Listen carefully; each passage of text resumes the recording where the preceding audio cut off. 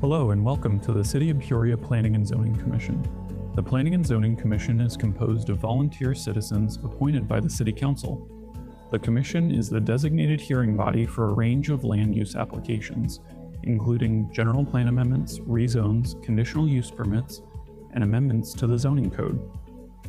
Upon recommendation by the Commission, general plan amendments, rezones, and zoning code amendments proceed forward to the Peoria City Council for final action. For conditional use permits, the Commission will make a final decision subject to appeal. All hearings are conducted in accordance with the rules for procedure requirements to allow an impartial and efficient hearing, and all Commission meetings are open to the public under the Arizona Open Meeting Law. Each case will be called in the order in which it appears on the agenda unless otherwise announced during the meeting. Once called, City staff will give a presentation of the case, followed by a presentation from the applicant if they so desire. After the applicant's presentation, members of the public who have submitted a speaker's request form will be called to speak by the Commission Chair. The applicant may be called to provide additional information, clarification, or a rebuttal.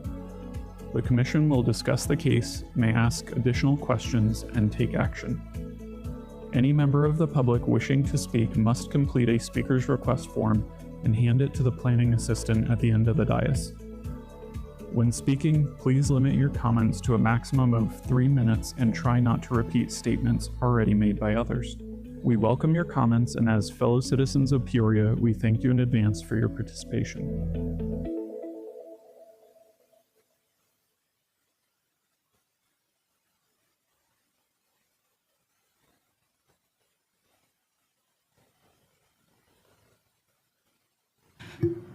You all might be able to hear me a little bit better now that I turned this on. Welcome. I will go ahead and restate my statement. I would like to welcome everybody to the August 21st, 2025 Planning and Zoning Commission meeting. I would like to start off tonight with a roll call. Commissioners, please indicate your presence once called. Vice Chair Villasenor. Present. Thank you. Commissioner Cottrell. Present. Thank you. Commissioner Agia, absent. Commissioner Fighter. Present. Commissioner Gaynor. Thank you. This is the final call for speaker request forms. If you would like to address the commission tonight, please fill out a speaker request form. They are available at the entrance, and if you still would like to get one, you can go ahead and see Ms. Duffy, which she is located at the end over there. As we are currently in our temporary building and we do not have buttons for commissioners to indicate their readiness to speak for tonight, commissioners will raise their hand once they have a comment or a question so that they can be addressed. Thank you. The first item on the agenda is our consent agenda. All items on the consent agenda are routine in nature and will be enacted by one motion. On the consent agenda today, we will have the minutes from the August 7th, 2025 meeting, and we will have that's item 1C. We will also have item 2C, which is the Grand Avenue Fuel Station Conditional Use Permit, which was CU 25-08. Commissioners, do I have a motion for the consent agenda? So moved. And I'll second. Thank you. Properly moved and second. Thank you, commissioners. What I would like to do is say that we now have a vote on the consent agenda. Commissioners, could we please vote?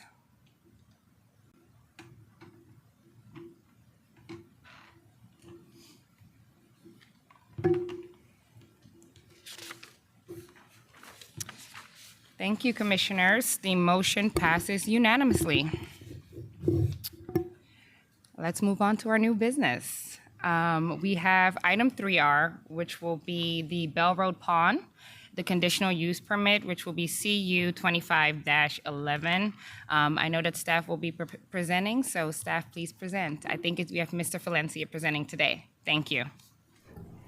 Thank you, Chair Waitman-Powell and members of the committee.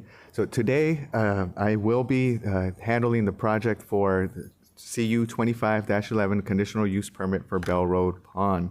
Now, the applicant is available in the audience, Mr. Ed Galindo. He's available for questions during or after the presentation in case you had any questions. The first thing we want to do is orient you to where this proposal is going to, the request is at. So it's at the intersection of Bell Road and 89th Avenue, or more so it's around that Albertsons Center where it's anchored by the Albertsons, and then you have a Whataburger there at that corner. So it's on the northeast corner there of Bell Road and 89th Avenue. And the request is going to be for a portion of that building, a suite about 1,550 square feet in size, for a pawn shop. Currently, it is a multi-tenant building. So as you see in that red box indicated there for the site, that portion of the building is going to be occupied potentially if the request is granted. To the north is an automobile business, but further beyond that is a multifamily apartment building. And to the east is that same multifamily apartment development. South is Bell Road, which is a major arterial, but even further south of that, we have an automobile dealership. And again, the Albertsons anchored commercial center across from 89th Avenue on the west. As you can see indicated by those arrows, the existing access is going to remain exactly as it is today off of Bell Road Avenue, and then there's a portion there on 89th Avenue for that shared access with the existing businesses there. One thing to note is that this request is not proposing any exterior modifications whatsoever. This will all be internalized to the suite as a tenant improvement in essence. And the hours of operation are Monday through Friday, 9 to 7, and 9 to 6 on Saturday, and 10 to 5 on Sunday, which are in alignment with regular business hours. Now, that's the request, but we wanted to spend a little time on saying what is a conditional use permit request for and why are we here at this point? Well, in essence, certain requests in the code are allowed, but with a little subject to more scrutiny or conditions and limitations. And those factors take into consideration the context of where it's at, what are the physical and operational characteristics? So are they making site improvements? What is their business use that's happening on site, and how can it impact our traffic or our residents nearby? So the conditions and the limitations in the ordinance are usually done to identify what these big impacts could potentially be and what can be done to mitigate them, so that within reason we can have a business that's operating and meet the intent of the code. Some of the things, for instance, would be screening or hours of operation for like bars and nightclubs and things of that nature.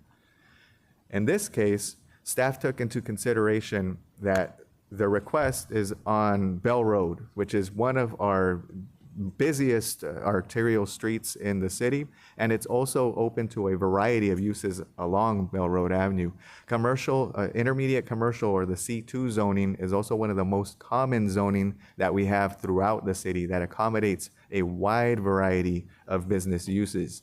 So the pawn shop falls within one of those uses that is allowed, again, conditionally, subject to certain limitations. In this case, they're not making any modifications to the exterior. So that impact for traffic access and ingress egress is not a non-starter there. Well, a no-go as far as like there's not going to be an impact. And there's one caveat though for pawn shops in particular. It's a spacing criteria. Spacing means we don't want an over-concentration of pawn shops in an area, so there has to be a certain space between the next adjacent pawn shop or other types of businesses that are called out within that same category.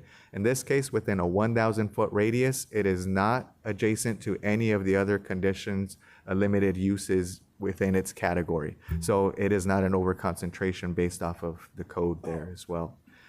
Another thing to remember is that as a conditional use permit, the commission does have the opportunity to revisit and rehear and hear this case again if they don't comply to the operation characteristics or they start becoming a nuisance in the community. So there is that safety guard and measurement in there. This conditional use permit is not permanent if they don't comply with what's required to maintain a good standing.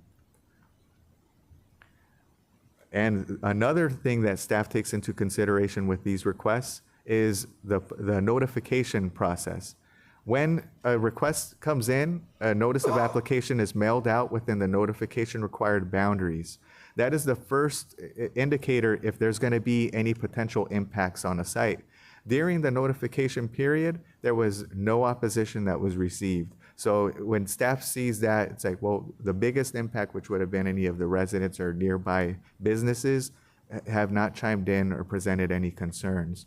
The city doesn't just send out notices by mail, though. They also post an ad in the newspaper, and the site is also posted in case anybody interested walking by or driving by sees it and wants to know what it's about. Again, staff received no opposition during the notification period. Taking that into consideration, staff feels that the request does meet the use permit criteria for a pawn shop, and as proposed, will not have any adverse impacts to the surrounding businesses or residents. And thus, it is staff's recommendation that the commission approve CU 25-11, subject to the conditions of approval of Exhibit 1, and staff and the applicant is available for any questions the commission may have. Thank you, Mr. Valencia. Commissioners, do we have any questions for staff? Yes, Commissioner Cottrell. Thank you. Thank you, Elias. Two quick questions. One is, you said no exterior changes, so will there be signage on the building, signage in the windows, something? That's an easy question. And then the second is, obviously in the code, the requirement for a special use permit, the code is kind of anticipating some issues with pawn shops. I mean, I guess why does a pawn shop, what issues arise from a typical pawn shop that made the code put that restriction in there in the first place? Madam Chair, Commissioner Cottrell. So for the first question, as far as the exterior modifications and site improvements, yes, there won't be any, but signage, none was proposed as part of this package, because usually what that happens is as part of the tenant improvement submittal during the building process, and there's a separate permitting for signage. So it would have to still adhere to the city code and guidelines regarding maximum signage sizes and brightness and things of that nature. Now, as far as why pawn shops are one of the uses that are called out with spacing criteria, I will divert to my more experienced staff and cohorts here in the planning department. Thank you. I'm not sure about more experienced, but older. Chairman, Commissioner Cottrell, so with the zoning ordinance, decades ago, probably 30 years ago, we had established uses that the council at that time felt had a certain connotation or concern with an overpopulation of them within a certain area. So the desire was to ensure that they were spread out rather than overpopulating a certain area. I'm sure you can think of certain situations in other jurisdictions where you have a high concentration of uses that aren't always viewed the same as other uses, and it gives a perception of that area. That was the perception at that time that the code was written. Since then, we've actually gone in and made modifications to that. You know, there are different stigmas now than there were at that time with certain uses. For example, we used to have massage establishments as a part of that. We've since removed those from that limitation just because it doesn't have the same presence that it previously did, at least in people's perception of it. This is still simply codified in the code as one of those uses that we want to make sure and distribute appropriately within the city. Thank you. Thank you, Commissioner Cottrell. Commissioner Freider? Pardon me, I have a few questions. I'm a little puzzled, to be candid. Is this a pawn shop or is this a title loan place? Because is there a different criteria required for a use permit approval for title loans as opposed to pawn shops? Are we looking at the same thing? It just doesn't, you know. I highly doubt people are going to the same store for a Louis Vuitton and a title loan at the same time. So I'm confused. I'm confused by it. Madam Chair, Commissioner Freider. So we do have the applicant to be able to explain more of the operations side of how Bell Road Pond will operate. But to answer the criteria of whether it's a title loan is a different type of establishment than a pawn shop, again, to my colleague, Mr. Gleason. Chair, Commissioner Freider. So essentially, we would also require a conditional use permit, and we would term something that's doing an auto loan or a payday loan, check cashing, those sorts of things. We would term that as a non-chartered financial institution, and those would have those same criteria as opposed to regular, banking establishment that would be insured by the FDIC would be considered a chartered financial institution. That part I understand, but are we, they're applying for a use permit for a pawn shop, but they're also going to include title loans, which needs a different use permit. So I assume that we'd be voting on the pawn shop portion of it, and then they would have to come back for an approval to do title loans? Because that's a totally different use permit, it sounds like to me. Chairwoman, Commissioner Freider, in situations where uses are essentially operating two things that would require a conditional use permit, we don't typically have them come in for two conditional use permits. The idea being is we're evaluating it as one holistic operation at one time. I don't know if that answers your question. Not fully, but I'll let others step in. I feel like we have two different types of operations here, and I just want to make sure that we're addressing them individually and appropriately. Chair, Commissioner, understand on the question. So normally when we're going to make a land use determination, we're looking at the floor plan layout, et cetera. One use may be the more primary of the use, another use may be an ancillary use, and therefore the primary use in this case was deemed as pawn shop. We would defer to the applicant in terms of actual operations, but for our understanding, pawn shop is the primary use within there, hence the conditional use permit. The conditional use permit in front of you will cover both of those operations in this request.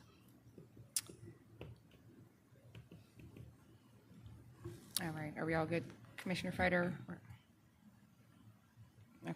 Okay, thank you. I know that Commissioner Villasenor has a question. I have one myself as kind of run-on question, as my fellow Commissioner Freider stated here. I know that, Mr. Valencia, you mentioned the multifamily housing that was in proximity of this project, okay? I think mine goes, more from usage to need, right? We're talking about a pawn shop, and so in my reality, right, if, and I'm not sure, I know this road, so I don't think so, but for those who are watching that are not familiar with where this is, I would not place a pawn shop, right next to luxury apartments, right? And so is there a need, right? And how does this project fit into the broader vision, right, for the city and making sure that it still is a place that's family friendly? For me, it's just, I'm asking, I'm sure we don't know what the approximate rent is, right, of those multifamily residential property right there. But I just kind of want to know whether there's a need, right? If you would say that this was possibly lower income housing or housing to where we feel like, a pawn shop is something that we would need and title loans is something that we would need, that is not really my concern, but is there a need for that, right? I just want to understand the dynamics of the surrounding area, and if we, have any studies that we've done or any indication that there's a need for this at this time in this location. Thank you. Chair, it's a great question. I'm going to have to be a little planner in my response. The code in itself, it's zoned appropriately for the use. We're not able to pick winners and losers in terms of what can go in. That's a market dynamic. So if a request comes I'm going to ask you a in, huge favor. Get a little closer to the microphone because I'm missing some of what you're sharing. I apologize. Thank you.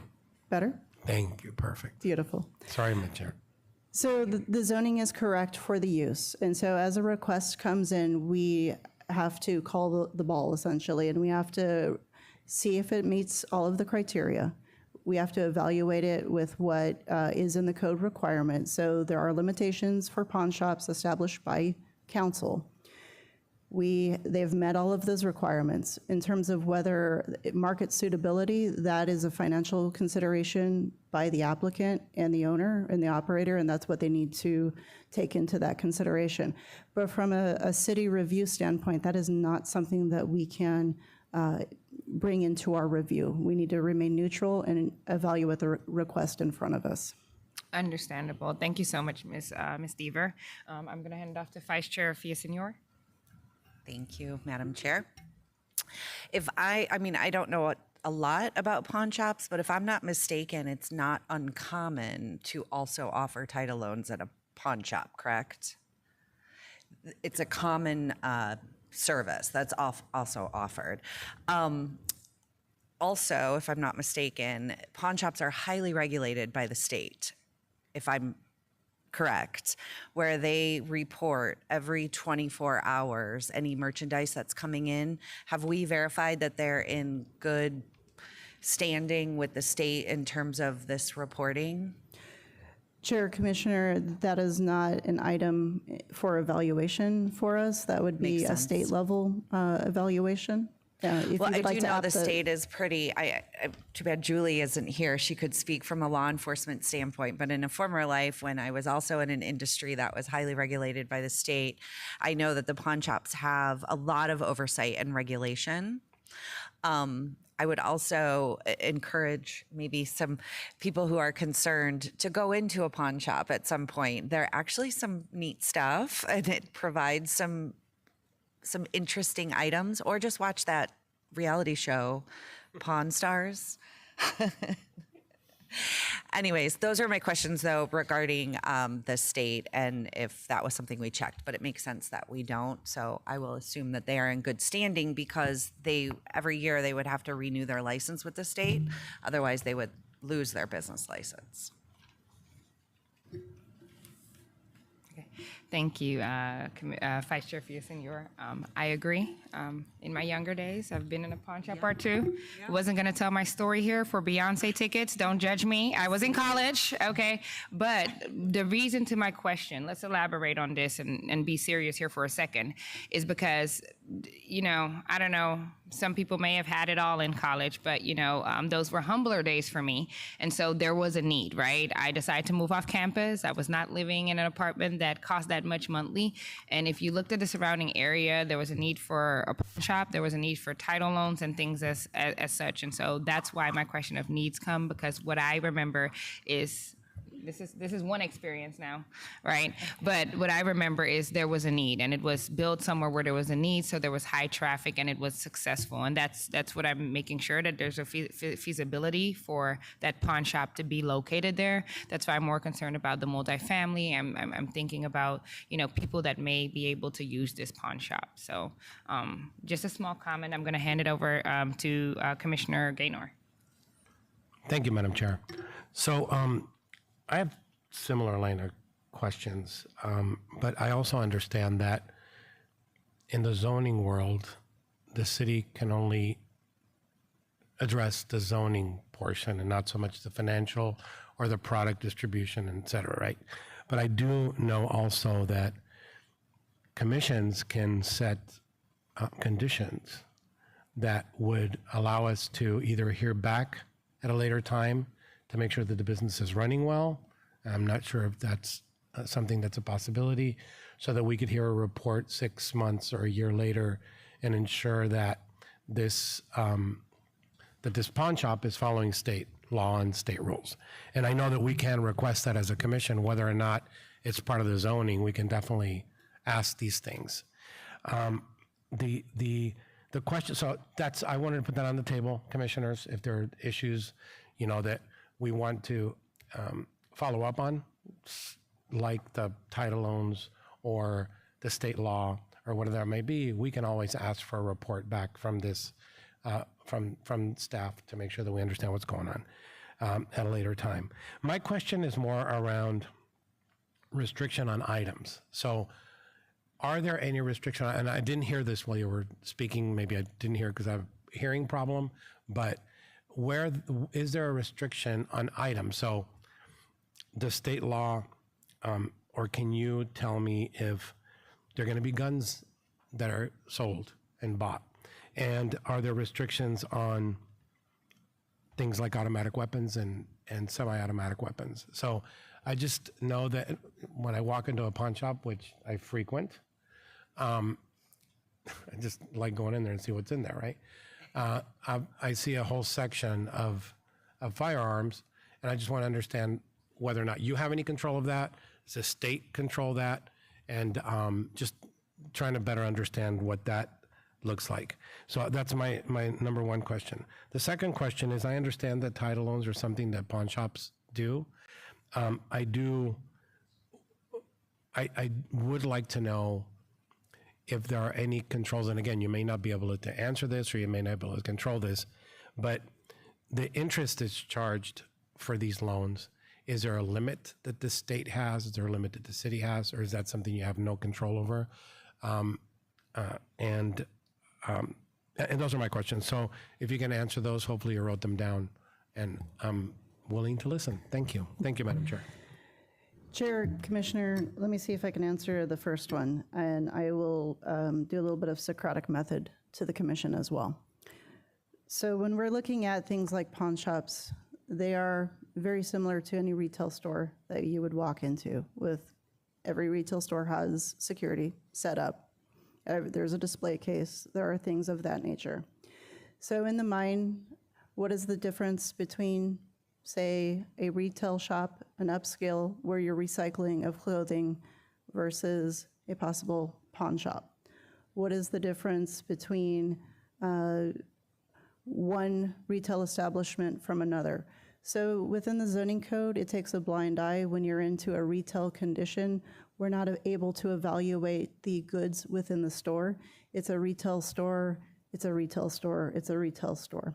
So if the applicant would like to wish to answer what they may stock in that would be a perfect question for them. So we're not able to do that in terms of title loans, not something that we can consider in the evaluation. So I would defer to the applicant to see if they would provide that information to commission. Thank you. Thank you. Thank you, Ms. Deaver. I hope there are title loans. When I was in my college days, that got me to my favorite concert. So I just feel like some people go there to buy stuff, some people go there to pawn stuff, some people go there for title loans. And so I do understand that there will be a diversity of usage when we're talking about this pawn shop. Do we have any other questions from commissioners? Yeah, Mr. Valencia, you talked about Okay. being subject to continual review. Is that like is there like a 1-year look back? Is that a condition or a stipulation that we can put on this? That they 12 months after opening, that we re-review it and see, input from police and traffic? So, Madam Chair, Commissioner Fighter, I do see Ms. Deaver ready to answer that, so I will defer to her. If that is a condition that commission would wish to review, so let me answer your question specifically. When there is a cause for concern with the establishment, we always go with an education first approach and we ask for compliance. Our rate for compliance is over 90% when code enforcement visits. So usually we can bring things into compliance. When there is a continuing concern, that is where we may take mitigation concerns and reapproach commission. My time at Peoria, and it's been a stint, we have not brought back forward a CUP. Most of the time we're able to handle those issues through a compliance and education approach in that regard. With regard to the request for a look back, that is a possible consideration that we can ask the applicant to come back and provide a report, and we would provide that to commission. It would need to be a stipulation. We would need to be very clear what is the information that we would want to present to commission. And so we can draft that language, but there would need to be consensus added to it, and the applicant needs to respond to that question as well. Thank you, Ms. Deaver, and thank you, Commissioner Fighter. Madam Ms. Chair, I'm Deaver, absolutely. I'll be right with you, Commissioner Gaynor. I think that definitely love the Socratic teaching method, and I think from what Commissioner Fider said and what we're looking for, some things that I thought about is maybe we can see on a public safety standpoint if there are higher call volumes or stolen goods at this location, right? And then also, as far as feasibility, we can look at how they're performing if it's being used. I know we stay away from financials and things as such, but I mean, I think it'd be easy to see because if the residents surrounding residents or it's not being used, there's no way to keep an establishment running. That's the basics of business. And so maybe those are like 3 things that we could request. I don't know if that is within what we could do or what they could provide, but I definitely would love to hear from the applicant in a little bit. And so, Ms. Deaver, if you want to give some clarification, or Mr. Valencia, if those things could be provided, I would appreciate it. So, Madam Chair, members of the commission, I want to try to add a little bit of context as to the type of mitigating factors that we can impose with a request also. So with the look back in the report, and there could be a direct connection to what's being proposed and to the type of establishment that it is. When it comes to those call volumes as far as safety and goods, that may be something that has a correlation to it.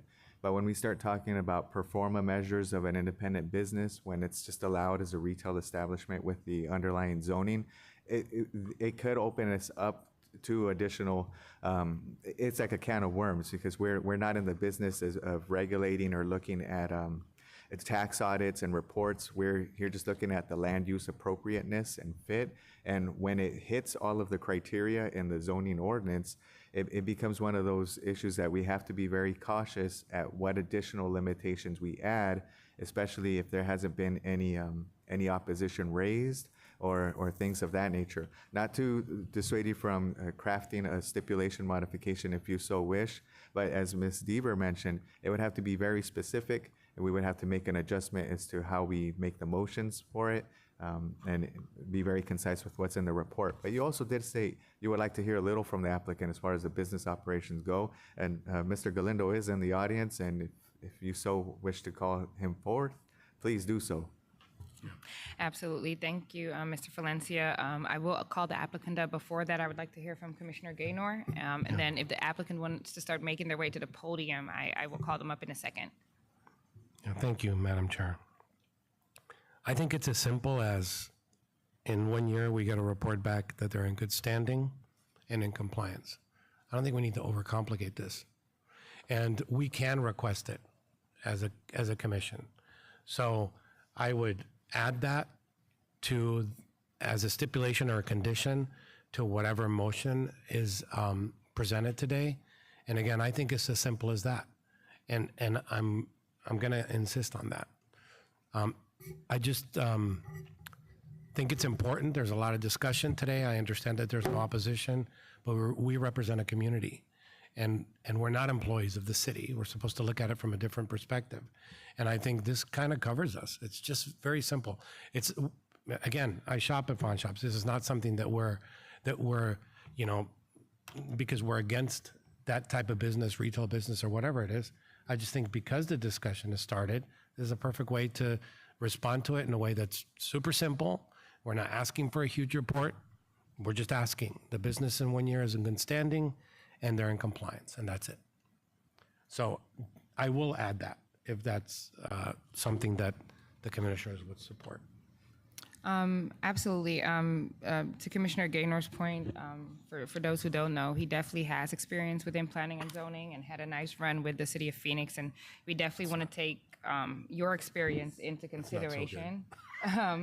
As it sounds like you've done this before, Commissioner Gaynor. And so if we're overcomplicating it, I get that. And the truth is, we do want, if the applicant can get past this right here, to be able to enjoy to freely run and operate their business, right, without overcomplicating it. So definitely, I see we have the applicant at the stand. If you would please introduce yourself. Yes. Thank you. Is this on? Is this on? Yes, we can hear you. Okay. My name's Ed Galindo. I'm an architect. I represent the client as the applicant, so I don't really operate the business. As you've mentioned, there has been in the past some stigma associated with pawn shops. In this perspective, from this perspective, they have selected this zone predominantly because they're part owners of the shopping center that's adjacent to it, the Albertsons. They're also successfully operating pawn shops in Scottsdale of similar type. They're focusing more on, as I think the application said, high-end luxury type goods. And among that, because they're in the auto zone, is the title loans. But that's secondary to the business. The primary deal that they're going to, or the things that they're going to deal with, are the high-end luxury items, such as somebody mentioned the shopping bags or women's bags, things of that nature. I don't know the names, but those sorts of goods, jewelry, gold that gets traded. And just because you're in a better neighborhood doesn't mean that you don't come to the need of the services of a pawn shop periodically. And what they do, title loans, it's more focused on classic cars or high-end vehicles or something that it's not, trying to take advantage of somebody that's just trying to make it to the next paycheck, I believe. So, the understanding that they're going to be next to that apartment complex next door, I think they've taken that well into consideration because of the type of products that they're going to have or what they're going to deal with. As far as security, they understand the consequences of, or the need for security, and would have security at the door with, where you would get buzzed in.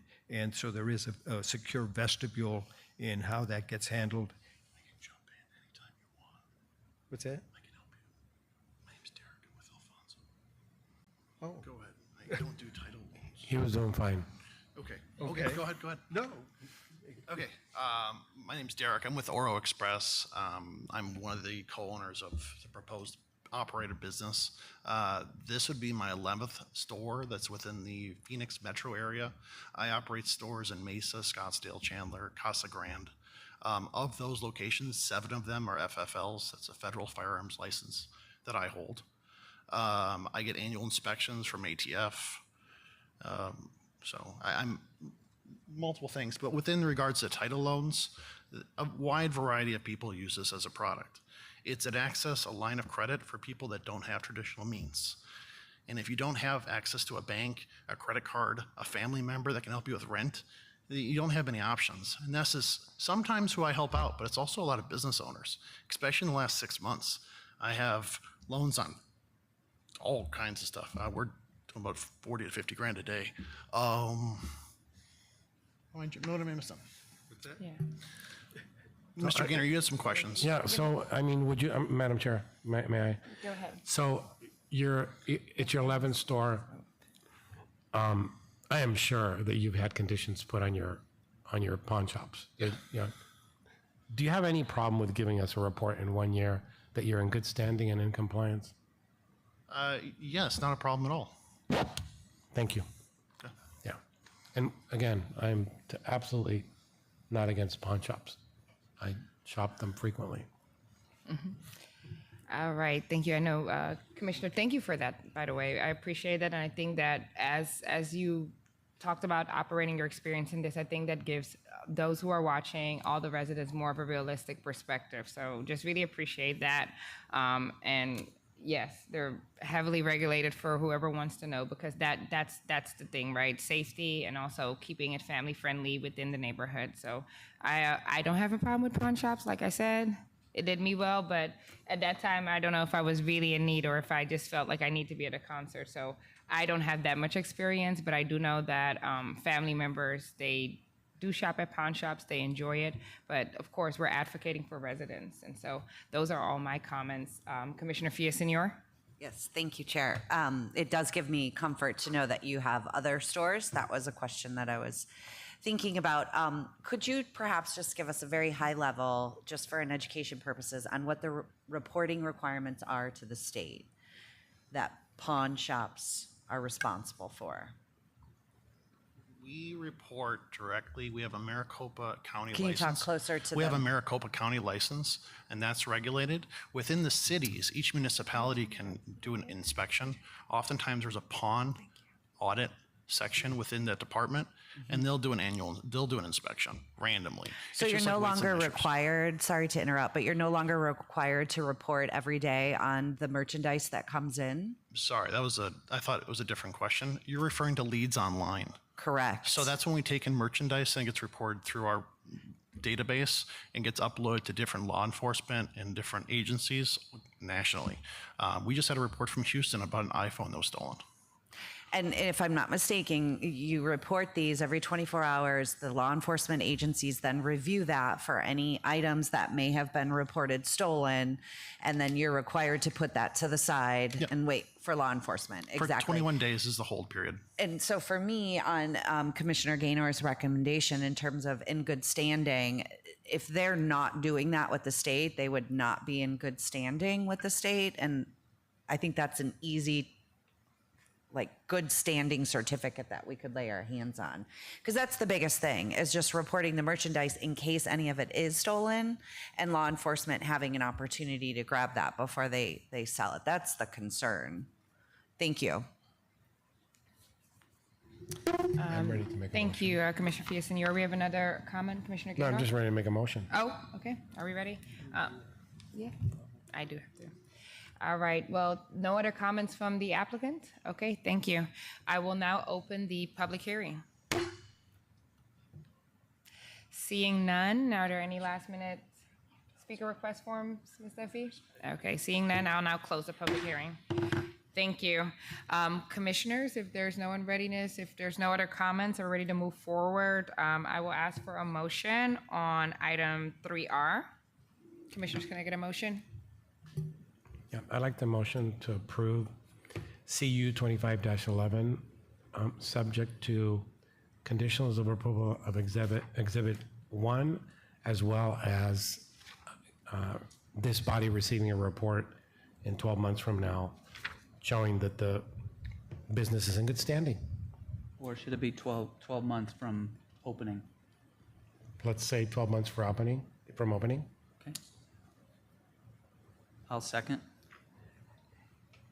All right, properly moved by Commissioner Gaynor and seconded by Commissioner Fider. Can we Chair, may I clarify the motion on the table or make a recommendation? please clarify, Ms. Deaver? Can we amend the motion to say within 12 months from beginning of operation, the applicant shall submit a report to the commission that they are in good standing with the city and state? I accept that. What is it? Amendment to my motion. Thank you. All right, properly moved and seconded. Commissioners, can I get a vote?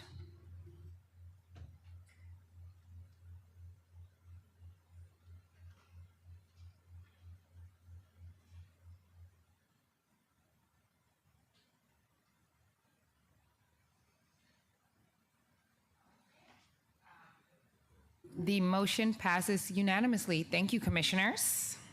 Thank you, applicant. We will now move on to item 4R, which is Peoria Residential Multifamily Minor General Plan Amendment, which will be GPA 24-07.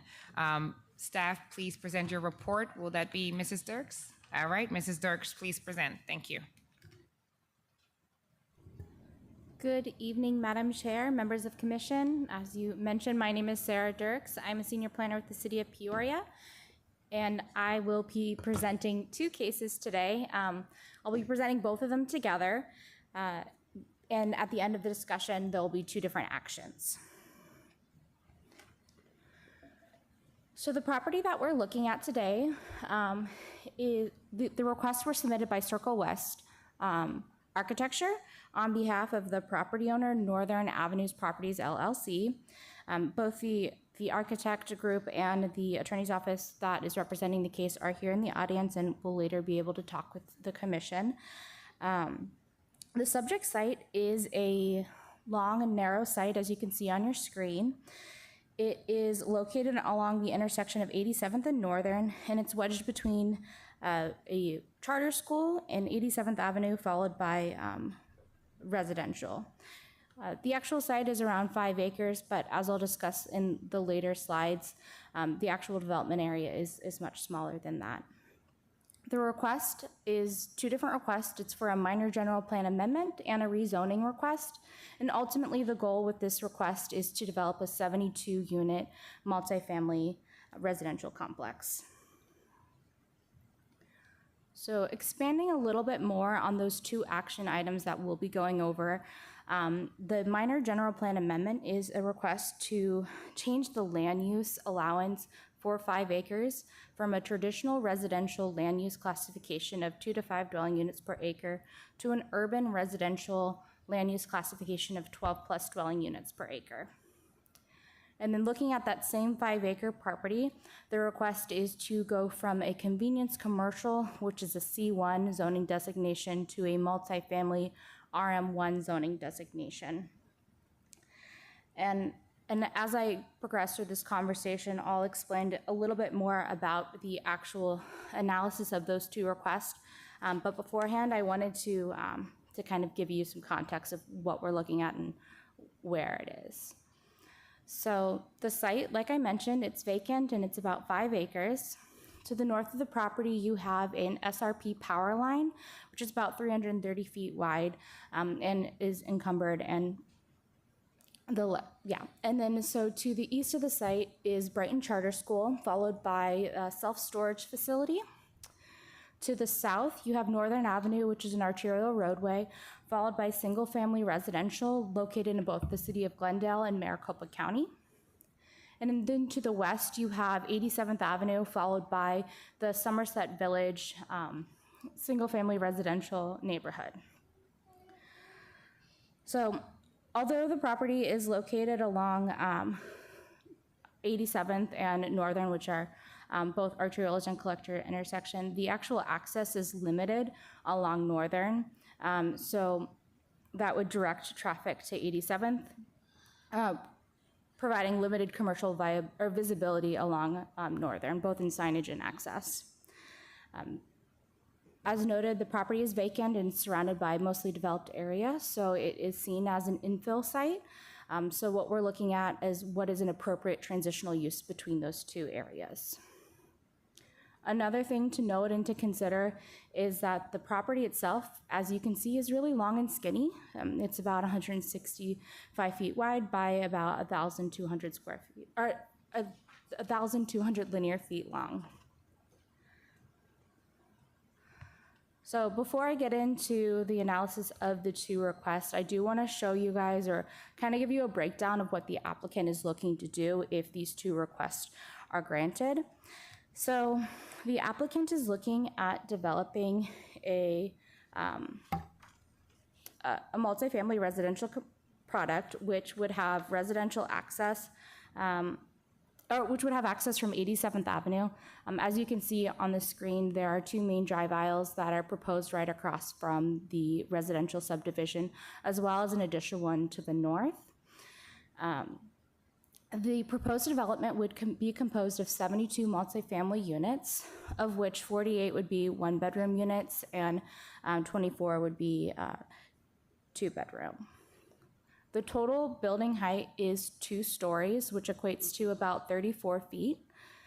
The applicant is proposing several amenity areas, which you can kind of see on the screen, but essentially they align up with where those drive aisles are. There is also a dog run area near the front of the site. The applicant is proposing to do 162 parking stalls, which are composed of both garage and surface parking stalls.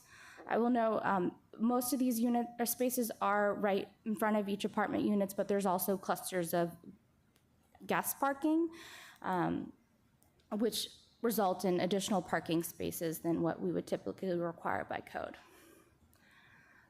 There are also 2 points of connections proposed to the charter school to the west. One is for fire access and one would be for the school. The actual logistics of that second access is still being refined through the site plan process. So just to clarify and to reiterate, the site plan process is an administrative review process, so they are still going through the site plan process that would follow a rezoning or GPA. Really, I'm just providing you the context so that you are informed of what a potential product would look like or the anticipated product would look like. So zooming in a little bit more, because I know that last slide was really small of what they were proposing. You can see the highlighted areas in yellow. Those are their proposed amenity areas. And then the purple arrows pointing down would illustrate those 3 points of access and driveway cuts proposed along 87th Avenue. And one thing I want to highlight while you see the plan pulled up, there is a requirement for right-of-way dedication, which chisels out some of the actual development area of the site. So the darker line that you see on the screen is the property itself. And then as you kind of progress in with the line work, it shows what the additional dedications would result in, as well as the land use buffers that are on the north and east side of the property, further reducing the developable area of the site.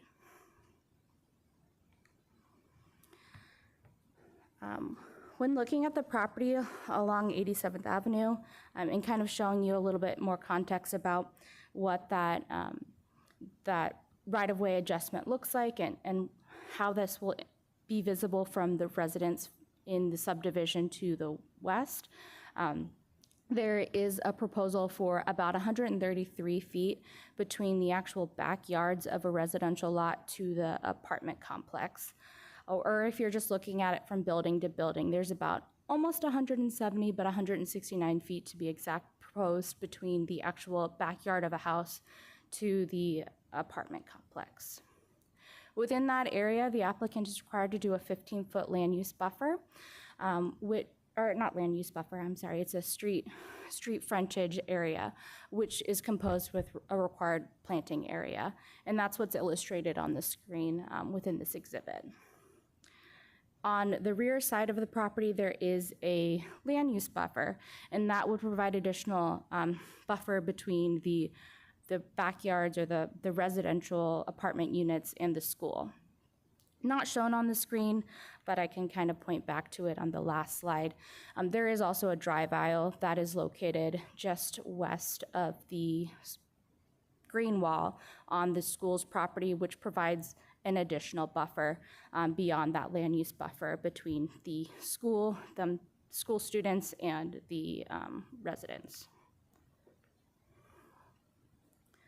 Okay, so now that I've hopefully set the table and given you an idea of what the applicant is proposing to have designed on the property, I want to step back and give you a little bit of what would actually be required in order for their request to move forward and what requests they're seeking to bring forward for you today. So what we're looking at first is a minor general plan amendment. And so that is that request for 5 acres to be, to have a modified land use from the current traditional residential land use classification to the urban residential land use classification. So I want to give you a little bit of background on the property. The property was annexed in 1982, and subsequently after 1984, it was rezoned from agricultural, which is typically seen as a holding land use category, and it was zoned to C1, which is convenience commercial. Convenience commercial allows for various uses that I'll get to more in the zoning conversation. But after it was rezoned, the neighborhood to the west was platted and developed over the next couple years. And then the school, which is located to the east, was developed 4 years later. And then just 6 years ago, the self-storage facility was developed. And all this time, this residential this property has been vacant. And so when we look at the site, we want to first think on whether or not the traditional land use designation is appropriate. I forgot to mention, but I do just want to reiterate, a general plan is a vision. It is not a development standard. It is not a regulatory guideline for what can occur on the property. It's just a set framework of what could potentially happen and can aid in guiding land use or zoning decisions. So I do want to clarify that there is a mixed match, which I'll talk about later, but even though it's traditional residential land use classification, that is not the development standards that are currently available for the property. So if the property were to continue with the land use classification as traditional residential and the zoning were to match that classification, there are a few things that I want to bring up. I mentioned earlier the property width is about 165 feet and that there is right-of-way adjustments that would have to occur in order for this property to be developed. Why is this relevant? Well, for context, most people's houses have the backyard width or the width of their lot is length of their lot. Regardless, the depth of the lot is typically around 120 feet. So when you take into consideration the 165-foot lot width and the right-of-way dedications, what you're left with is what a typical lot depth would be for a residential lot. So based on the applicant's analysis, they anticipate around 16 lots would be potentially developed on the property. Regardless of what that actual calculation would be, those lots would have to have access to a roadway, which would likely be 87th Avenue, and they would likely be seeking their own driveway, which would not comply with our access control guidelines and would not necessarily be something we would be looking for. So giving that into consideration, we want to look at what other use could potentially be available, or that's what the applicant has considered. So the applicant has proposed an urban residential land use designation. What their proposal identifies is that the use is sensitive to what is around because it provides an alternative housing option that is in similar scale to the residential, but is sensitive to the fact that the site is constrained by the two accesses and the narrow lot dimensions. And so when we look at the general plan, we have to evaluate whether or not that is something that is supported by the city's goals and long-term vision. And so when the general plan generally supports density of residential units in infill areas, and they seek to have opportunities for housing choice across the city and opportunities for residents with varieties of financial and lifestyle needs. And we also consider what a smart growth option is for an area, which consider a thoughtful transition between land uses. So moving on to the rezoning request, we're going to switch gears a little bit. Now we're focusing on what the development standards are actually for the property and what can be developed today. So as mentioned, there is a little bit of a mix match. And the zoning designation for the property is commercial. So what that means is the property could currently be developed as a commercial use, which could include a variety of retail uses or neighborhood scale uses, such as ice stores, card shops, tobacco stores, daycare, public use, medical services, etc. Essentially something that you would find in a neighborhood context. With those commercial uses, the typical height is about 30 feet, which is comparable with what they are requesting. Similar to the concerns mentioned with the residential component, the site is constrained. The actual developable area of the site is reduced by the right-of-way improvements and access controls. Given that it's a commercial development rather than a residential development, there would be an expectation for drive aisles or local roads to be built within the area, further carving out the developable area of the site. So a couple of things that were evaluated within the analysis is that the property has been zoned for C1 since the 80s. Although it's been zoned this way, it has not developed and has remained vacant. And then, as I mentioned, the size itself. A couple things that I didn't touch on yet, but kind of looking at the product itself.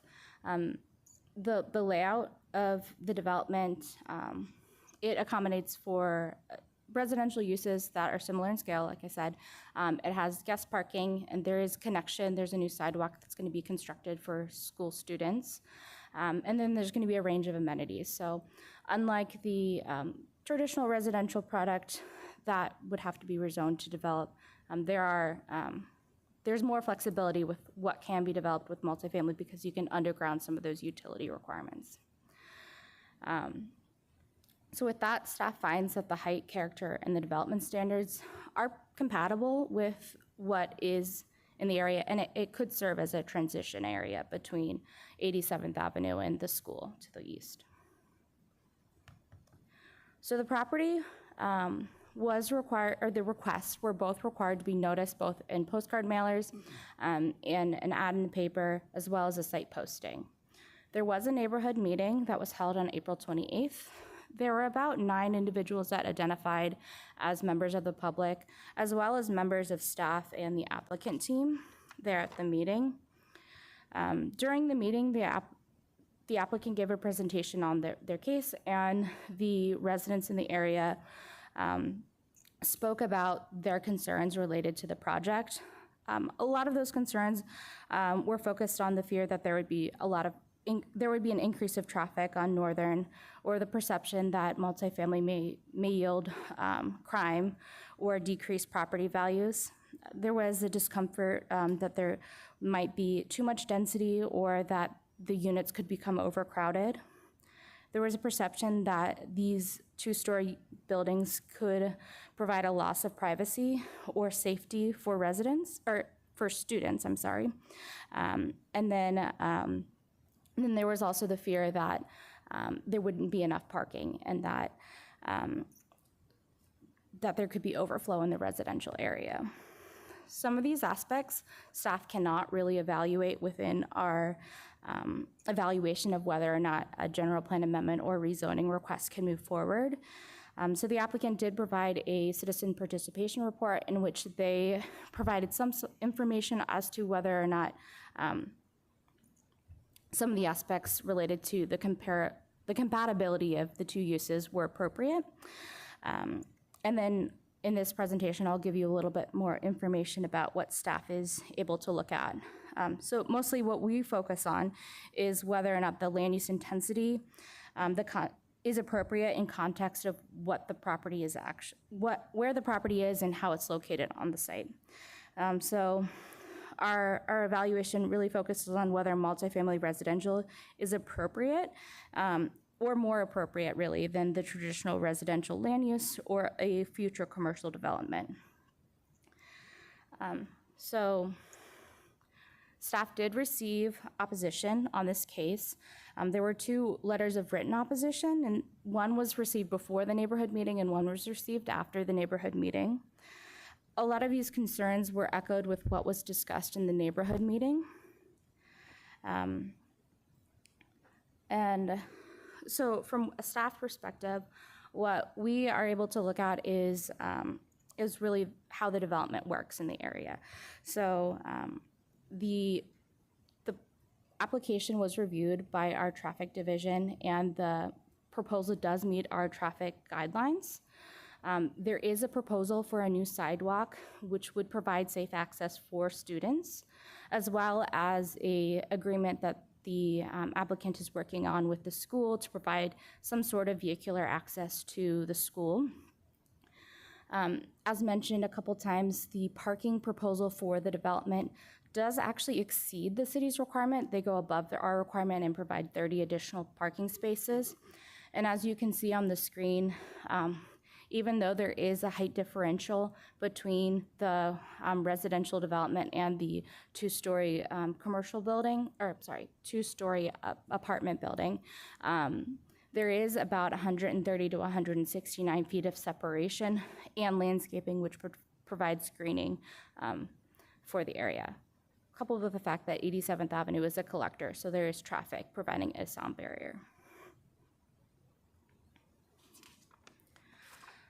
So with that, a few key findings that staff just wants to highlight on is that urban residential is a land use. It's a thoughtful transition that could be considered as an alternative between the residential and non-residential use to the east. The request, the general plan, it does support for a diversity of housing options, which this product would provide. The actual height and character of the development is compatible as a transition between non-residential and residential, and that the site is an infill parcel, and it would enable for a development that could be successful on the property. The proposed standards for the zoning district requested would allow for the development of the site. So, sorry, that was a lot to go over, but regardless, there are two cases that are being brought before you that staff would recommend that you consider. The first item would be a recommendation to approve, or a recommendation to have City Council approve GPA 2407 for the land use designation change from traditional residential to urban residential. And the second request would be to recommend approval of 2407, subject to the conditions of approval in Exhibit 1, for the rezoning from the convenience commercial to the multifamily residential. And as I mentioned, the applicant group is present. We do have representation from our traffic division, and I know there are multiple people in the audience from the public. All right, thank you so much, Ms. Dirk. You did a phenomenal job covering both item 4R and 5R. It was a lot, but we got what we needed. I'm gonna hand it off to the commission for questions, but before I do have two questions, I think. One would be more so surrounding the housing supply and affordability, right? For me, it's just that we know that housing costs are rising, families are looking for housing and multifamily housing. And so my question is more so around how are we filling that need with this project, and maybe the applicant can address this, right? And also continue to address this need of housing because our city is growing, that's what's happening, while still respecting the character of our neighborhoods and surrounding residents. Chair Waitman, thank you for your question. Similar to the correspondence with the last case, staff can't necessarily evaluate from a marketing standpoint, the exact cost of rent. However, I do know from looking at the citizen participation report that the applicant did expand a little bit more on that. And as you note, the applicant is here and they can provide additional context. Okay, perfect. I'll ask my second question, and if this is for the applicant as well, I will leave it there too. We'll just get through the questions with commission. This one will be more surrounding infrastructure. I know we have our traffic city engineer here as well. My question would be, before approving higher density, can the staff confirm that the schools, the roads, utilities can support this growth? I know that I think when we go back at the exact number, how many units were it? I'm not sure, I need to go back on that, but how can we make sure that this supports that growth without, burdening our taxpayers? Yes, Madam Chair and Commission members, the proposed development would generate an estimated 36 vehicle trips, vehicles driving to and from the site during the busiest hour in the afternoon, and an estimated 28 vehicle trips during the busiest hour in the morning, which is actually quite a pretty significantly smaller number than we would expect from any type of commercial development. So in this particular case, rezoning from a commercial development to a residential land use reduces the traffic impact significantly for the site itself. That doesn't have an impact on Northern itself, but it would certainly take pressure off the intersection of 87th Avenue or not add significantly to any delays or pressure from that location. Thank you so much. That does clarify things, and that's a lower traffic amount that I would have expected, and so I think thank you for giving us those numbers. I know Ms. Dirks, you have one more thing to add? Chair Waitman, I noticed you had asked additional questions related to utilities in school. I do want to just reiterate that the school district's review is separate from the city. We are two separate entities, so that can't be a component of our review. However, related to the utilities itself, that is a component of the site plan review, which is currently in administrative review and being reviewed by our engineering department, and would have to be in compliance before it can be approved. Okay, thank you. Thank you for that clarification. What I do know from on this commission that we usually have had letters that may have came from the school district, and that was another way for us to make sure that they were able to support the growth, were able to support the students coming in. So I think I'm looking more for something such as that, not understanding the separation between us and school board. And so maybe there was a letter from the school district. Usually we get those in our packet if we do, but I didn't see one. So I just, just asked. Chair Waitman-Powell. Yes. So just to touch back on your utilities question, one of the reviews that's conducted as a part of the application process is through our engineering department, and they evaluate whether or not the proposed development would be able to be served by the utilities that are adjacent to it. So that is an evaluation that we make sure and address at the time of review. With respect to schools, we do distribute the information to the schools when we have a rezoning case like this, particularly for residential. The reason being is that's what's going to create the student generation for any need that they have. And so we do provide that information. In this case, we didn't receive any comment back from the school district. Thank you, Mr. Gleason, for that clarification. Commissioners, do we have any comments, questions? All right, well, we can move on. I'm going to go ahead and open the public hearing. I didn't see any speaker request forms. Did we get any last coming in? Okay, we have one. You can go ahead and hand that off to Mrs. Duffy. Thank you. And you can step up and go ahead and state your name and address for the record. Thank you. Chair, may I? Yes, Mrs. Lever. The applicant should be called up Present as first? well? Yes, I thank will. you. My sincere apologies. I definitely do have to. I didn't want to skip the applicant, so my apologies. If you want to sit tight, we will. Sorry, I was trying to get us out of here quicker. Thank you. If the applicant is present, can I please call the applicant up? Thank you. My apologies. Good evening. I'm Peter Koliopoulos, President of Circle West Architects. Thank you. Yeah, very happy to be here. Thank you. I know that there were a few questions that were asked. So do you have any other background that you want to share about this project in particular? Yes, absolutely. So when our client first approached us about the project, and we've been in the Valley since 2000, Circle West Architects. We founded the company in 1992.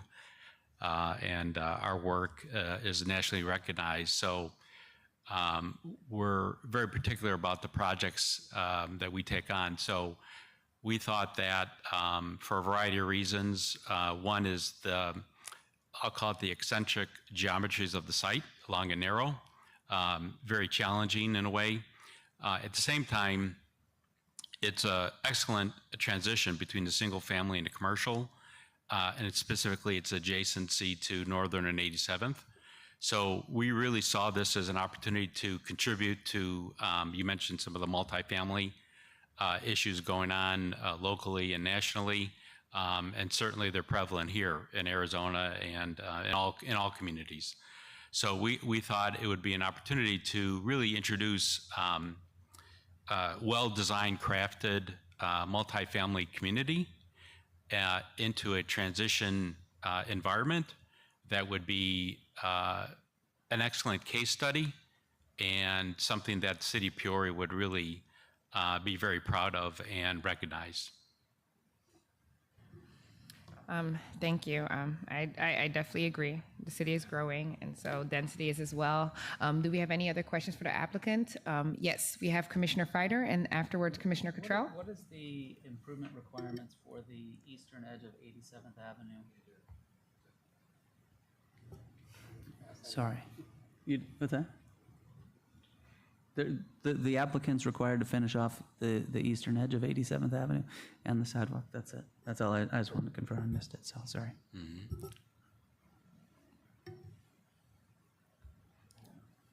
Okay, that's all we had. Commissioner Cottrell. Thank you, Commissioner Feider. Thank you. So I'll elaborate with a little more engineering questions. So that right-of-way improvement, is that going to extend not only adjacent to the apartments, but across the 300-foot poles to the north? So basically, is 87th going to be completed from Northern all the way through and not leave a 300-foot gap that the SRP won't ever build? Chair, Commissioner Cottrell, Mr. Foray might chime in if I miss anything, but ultimately, we only have the capability to require improvements along the frontage of a property. In order to require them to extend beyond their property would not meet that nexus test, that essential requirement for their development that we have to evaluate when we're reviewing a proposal. I don't know if Mr. Foray has anything to. I kind of knew you'd say that. So the question and for the applicant, and we can get back to traffic in a second, but could you describe how your relationship would be with the school? I'm not quite clear on drives that are emergency only, fire only, or pedestrian access from residents to the school and vice versa. I see two drives that are kind of. Yeah, absolutely.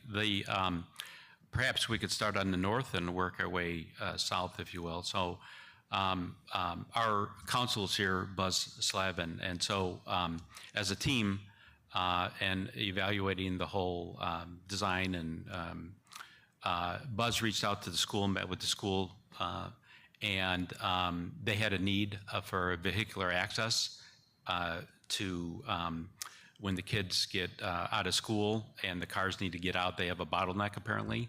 So we were able to integrate in essentially a one-way out only for them on our northern property. So there'd be, it would be gate restricted, and there would be a time to that. There'd be security features along with that. So that northern drive access to the school is specifically designed for the school, so the school can exit and get onto 87th Avenue. That's why that exists. There was discussion about having a pedestrian connection through the site into the school property. That has since been removed. That was something that honestly we never contemplated, and we physically never integrated into the overall design. On the southern end is the driveway access, and that's really only for fire and emergency vehicles only. So to accommodate their turning radii and access onto the site and meet the code, we coordinated with the school so that that access would only be in the event of an emergency, that the fire department emergency vehicles can exit that way. Okay, thank you. And following up on that, the condition on the eastern property line, I saw there was a section somewhere in the presentation, a section view. So are you going to have a screen wall on the property line between the apartments and the school? Mm-hmm. Yes, yeah, exactly. So there's going to be, honestly, in the overall design, there's a really robust landscape plan and design. And I mean seriously robust for a project of this scale. And specifically on the east side, so there's going to be a screen wall. There's a landscape buffer on our property, if you will. There's a sidewalk that staff has asked for that we've introduced, and then there's more landscaping and patios for the first floor units. And the rest of the site is not secured, is gated or screened or anything. So I'm asking as a question. Yeah. So we now it's not fully secured as far as having vehicular gates at the access points. However, it's fully screened. So if you're on 87th Avenue, we have screen walls and landscaping that prohibit you from visually seeing, let's say, the car lights in front of cars, if you will. Okay, thank you. All right, thank you, Commissioner Cottrell. Do we have any other questions, comments, commissioners? No, we don't. Thank you to the applicant. You're welcome, thank you. Thank you. I have Mrs. Sandra, I cannot read your last name here, so could you please come up and state it for the record? Thank you. Good evening. My name is Sandra Basulto. I'm actually a resident from Somerset Village. How about now? Yeah, Sandra Basulto. Like I mentioned, I am a resident from Somerset Village. This request for multifamily, it's actually my backdoor neighbor. So I live in a cul-de-sac. I've been there for a few years now. It's been nice and peaceful. There is a lot of traffic ever since, obviously, the city has been growing. Everybody's been moving, either from California, from Texas, just moving to Arizona. Ever since they built that new development about last year, we can see that traffic has been increasing, not only on Northern, but also on 87th. And with being overcrowded, not only the school next to it, Bright School, right now their pattern to entering school is on Northern, and they have it going into a U-turn, going one way, entering from Northern and exiting from Northern. So for development, the multifamily, for them to kind of just make it go on to 87th, keep in mind that Cotton Bowl is also on Butler. So during morning traffic, it's already congested, and as well as after school. With buses, with kids, obviously, it's an elementary school, it's a junior high for Cotton Bowl, and as well as the other school is also from kinder to 12th grade. We know nowadays kids don't follow rules. And obviously with more increasing traffic, there's more accidents that are prone. Now, as it being grown, like with the residential, I personally don't believe that we have that capacity. Reason why being is that we already are too dense in that area. And having more homes, it's going to increase more overflow of usage, whether it be like utilities, internet as we speak. That area gets super congested, speeds drop, all that. But also, I'm going to change a little bit more of the subject, being the overflow of traffic going as parking-wise, going into the main streets of the residential. Now we know that multifamily homes, not only rent has increased, double per se, or even triple. We know that one head household, one person can't provide for the rent, so they're gonna have multiple incomes coming in. On their application, let's say when they do it like for the apartments, they might put one as income, maybe two, but you don't know how many people are actually gonna be living at the residence. And with more people living in there, there is gonna be an increase of not only congestion, but also the concern for privacy, also the concern for the crime that may happen. So it really just depends. But that's just my concerns. Okay, thank you so much, Ms. Besito. Thank you. You made it it's not you, that was just Okay. Just want y'all to know, I see you all there with two boys. You're doing a great job, Mom. So thank you for your comments. Do we have any comments from commissioners? Okay, all right. Commissioner Cottrell? I'm sorry, this might be a good question for the last speaker, and I apologize, I forget your name. The traffic going out in the morning at the school, and I know schools will get heavy traffic just at a really narrow peak time in and out. Could you describe, if you know from experience, what is it like pulling out south on 87th, trying to get onto Northern in the mornings? So going off 87, going on to Northern, it's already congested because you got that morning traffic. So everybody's trying to get going west, trying to get that 101. So that is congestion right there. But also my kids are actually they're students at Cotton Bowl. So going off on 87, turning from Manzanita, going left on 87th, that's also hard because you got that traffic from Northern going up.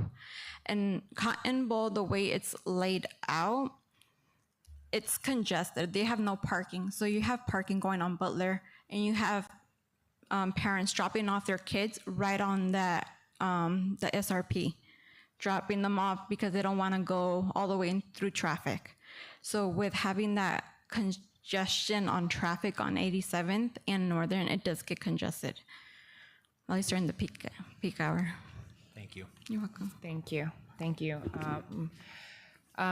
for that, Commissioner Cottrell, and thank you so much for coming up here, Mr. Besito. We understand that, the city is growing, and I appreciate that we have families coming here just to advocate and talk from real life lived experience and what that's like for them, and for us to be able to see what it's like, right? And so for me, one thing that I understand is that our city is growing, and a pain point that comes with growing cities, right? I've lived in larger cities, is traffic, right? We don't want Peoria to maybe be like in Atlanta, if anybody has been in that traffic. We definitely don't want that, right? But we do want to make sure that we can continue to accommodate the growth, right? And that is just a complex thing that's here. But me as as chair, I feel for that because myself, I'm a mother. We have 2 boys, a little bit younger. If I could keep that quiet in church, I'd be all right. I don't know, I might need some tips after this meeting, but I also understand the concerns you have as a mother. Those are valid concerns, right? What those school bus trips would be like when there's congested, when they don't have capacity to meet all the students, their needs, and what that would be like for you, for your kids. And so I appreciate you coming to advocate for that as the city is growing, so that we can understand what needs to happen moving forward, and so that we can actively work with the city traffic engineer to make sure that it's still safe, and so we can find different ways to have the city operate as efficient as possible when it comes to transportation and people getting over our highways and streets. And so that is all that I have. So thank you. I really appreciate your comments. Commissioner Gaynor? Thank you, Madam Chair. So I have a question for staff, and I'll echo the words of the chair. It's hard to come here on a weeknight, and for the community to be here is very important, and it's important for us to hear because it may raise additional questions that we either do not hear from staff or we cannot think of. So we really appreciate you being here. It's very valuable, and we appreciate that. So thank you. I have a question for staff, and I'm not sure who can answer this, but I think there's some clarification that can happen as it relates to traffic times and as it relates to the school when there's traffic in and out of school, what the traffic looks like in the morning and in the afternoon, when people leave for work or come back from work, and how that affects this project. And you mentioned, I have the notes here somewhere, 36 trips out and 28 trips back. Maybe you can elaborate on how you came up with that. So those are two questions. One, give us some timing, okay, morning, late afternoon, and then school traffic, and then how you came up with the 36 and 28. Please. Yes, Chairperson Waitman-Powell and Commission Member Gaynor. Couple of answers there. First off, the trip generation comes from the Institute of Transportation Engineers, ITE. There are a number of land use codes they have that provide guidance on what type of traffic would be expected to be generated by various types of land uses. And one of those is residential, and this specifically multifamily residential. So that particular number comes from a value based on the number of units. So 72 units, which is what this is proposing, would generate in what we consider the AM peak, the 28 trips, whereas it would be slightly more in the PM peak, 36 trips. However, it's worth noting that the peak hour is the highest volume in the morning and the evening or afternoon for the major street. In this case, it's Northern. So while the AM peak with the 28 trips, and that's total trips into and out of the proposed site, that would coincide with AM pickup traffic, or excuse me, AM drop-off traffic in the morning. However, those 36 trips in the afternoon, that is probably going to be about 4 to 5 p.m. instead of 7 to 8 a.m. So that would actually not coincide with parent drop-off traffic. So that's something we see kind of across the valley and in the country, where you don't tend to see that overlap of the PM peak with a lot of traffic generators aligned with dismissal traffic, which is a good thing, but that doesn't help the morning necessarily.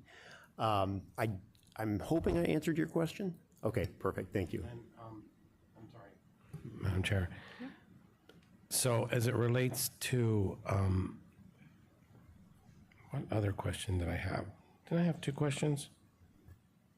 But let's go, yeah, it's okay. Let's go to another item, and probably be for another staff member. We're very clear on what the residential traffic will be, and I think that's a huge argument. I live right down the street from this project. I have to suffer through that traffic in the morning, so I choose to go at another time. I mean, it's just the fact of the matter is that traffic is heavy on Northern, so I understand that. My question is the other option, right? So you have residences, you have you have traffic numbers that are clear, that are pretty low in comparison to commercial. If this property was zone commercial, which would be the other option, and you know, I don't know how long this was vacant, but the investor and the people that are doing this want to do this because it probably makes business sense. But if it was a commercial property, how would that affect traffic? And you alluded to that a little bit, but it just seems like it would be much worse for the community to have a commercial use there. Chair Waitman Powell, Commissioner Gaynor, I'm going to answer part of the question, and then I'm going to throw it over to Brandon, just because he's more knowledgeable with regards to everything traffic. So I just wanted to touch on the fact that the site today is currently zoned C1. It is convenience commercial. It has not developed for the 40+ years that it's been within the city. And so from a market perspective, you know, an evaluation of that, it doesn't seem to meet the needs of a commercial development. Now, as far as a traffic generation standpoint for the difference between those two, my understanding is that the commercial designation, if developed, would create more traffic than residential, but I want to throw that over to Brandon. Yes, Chairperson Waitman Powell and Commission Member Gaynor, that's it's a wide range. It depends on how much of the area would be developable and what type of land uses. Even within commercial, there's a lot of variability. We've done some napkin math before P&Z commission meetings before, and seen anywhere between 5 and 10 times more traffic with a commercial use, based on lots of assumptions. So it's safe to say for whatever area would be developable, the trip generation would be significantly higher. But one other point I do want to make, that I feel it's worth noting that the last time this intersection was studied for traffic signal warrants was 2023. Not that long ago, but as it has been stated, there has been a lot of growth in the last few years. So the city is going to be doing another traffic signal warrant analysis at this intersection in this fiscal year. And if the intersection meets one or more of the warrants for consideration, we would look at this intersection for the possibility of signalization. So it is something we are actively monitoring, and we will be doing that this fiscal year. Thank you. I really appreciate the information, and I think it's important, especially when you have community members out here, that they hear some of this, right? They may have heard it before, but I also wanted to be clear on how you arrived at this and what the impact can be. So thank you. I appreciate it. No, thank you, Commissioner Gaynor and Mr. Foray. I have Commissioner Cottrell, who has one more question. One more question. Thank you. Sorry for dragging this out. Traffic seems to be, in my mind, the biggest concern here. You know, just laying the groundwork, the density it seems to be appropriate. It's a transition, but because of that long and skinny, and this is, I'm not sure if this was a requirement by the applicant, just something they dealt with the school, or a requirement from the city.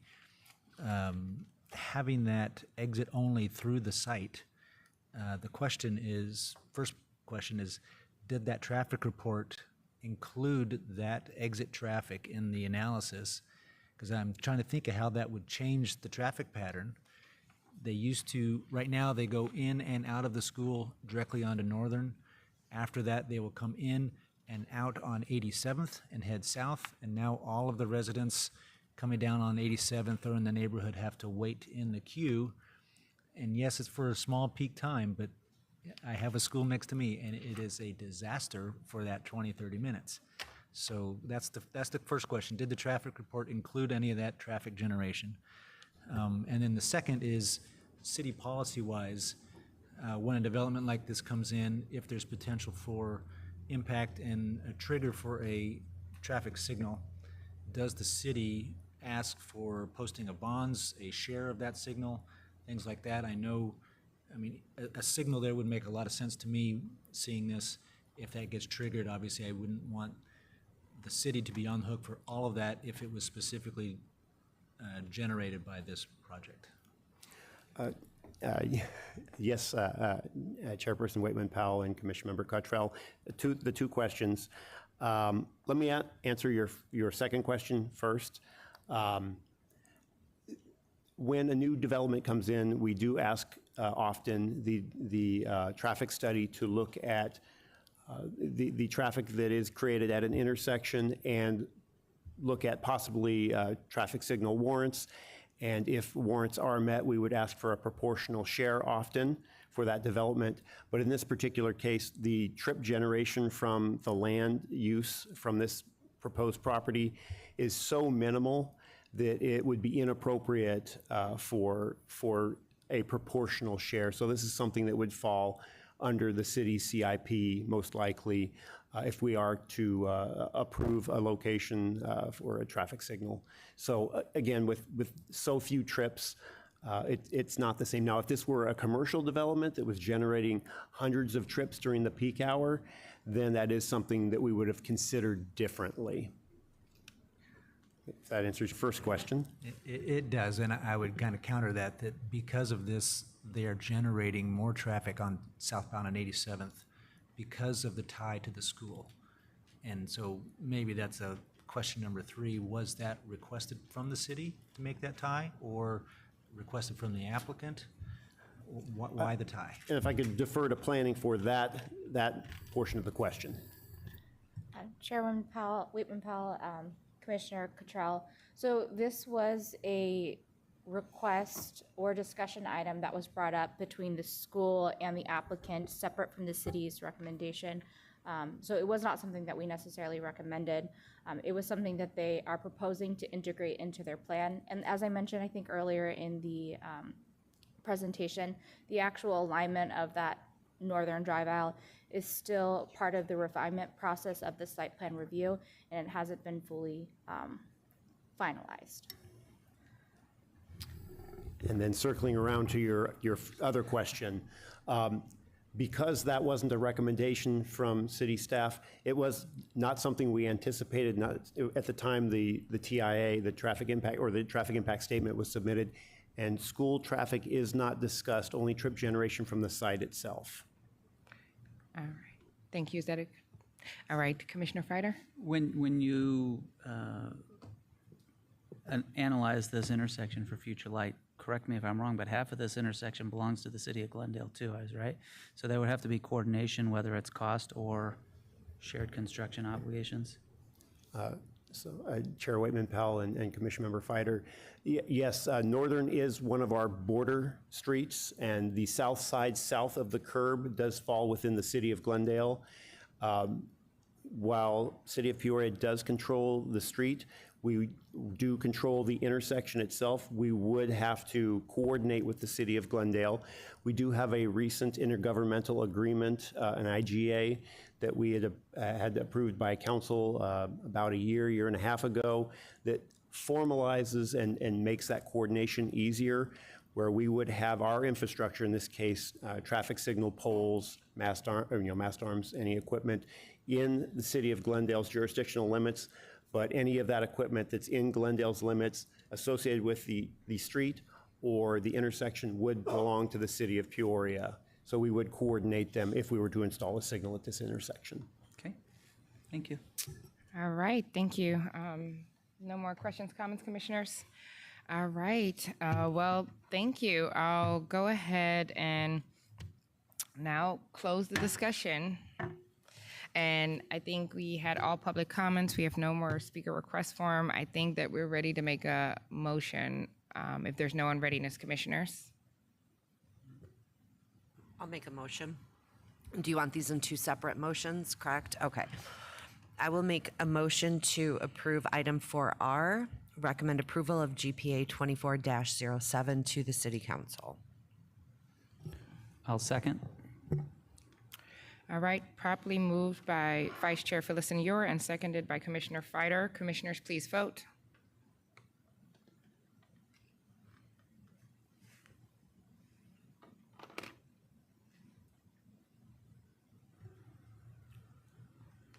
All right, the motion passes 4-1, which means the motion has passed. Thank you, Commissioners.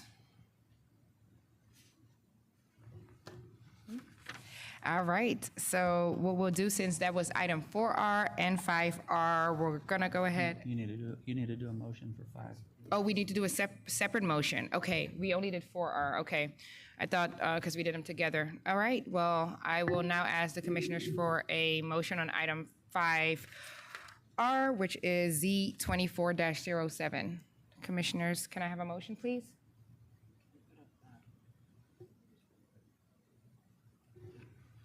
It's right here. I will make a motion. I will recommend approval of Z24-07, subject to conditions of approval of Exhibit 1 to the City Council. Thank you. Can I get a second? I'll second. All right, properly moved by Vice Chair Villasenor and seconded by Commissioner Feider. Commissioners, please vote.